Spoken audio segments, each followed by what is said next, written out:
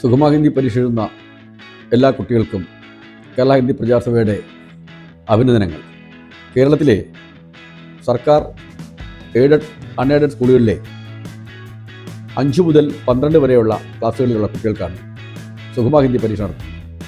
കുട്ടികൾക്ക് ഫൈനൽ പരീക്ഷകൾ സുഗമമാകണം എന്നുള്ള ഉദ്ദേശത്തോടു കൂടി കുട്ടികളുടെ മനസ്സിൽ ഹിന്ദിയോടുള്ള അഭിരുചി വർദ്ധിക്കുന്നതിനും അതോടൊപ്പം തന്നെ പരീക്ഷയിലുണ്ടാകുന്ന ഭയം ഒഴിവാക്കുന്നതിനുമാണ് ഈ പരീക്ഷ നടത്തുന്നത്.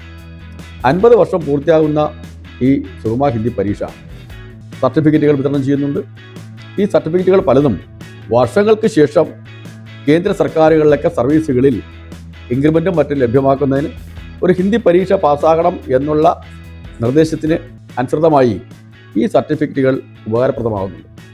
അവരവർ പഠിക്കുന്ന ക്ലാസ്സുകളിലെ ഹിന്ദി പുസ്തകത്തെ അടിസ്ഥാനമാക്കി വർഷാവസാനം അവരുടെ ഫൈനൽ പരീക്ഷയ്ക്ക് മുമ്പേ നടത്തുന്ന പരീക്ഷയാണ് സുഗമ ഹിന്ദി പരീക്ഷ.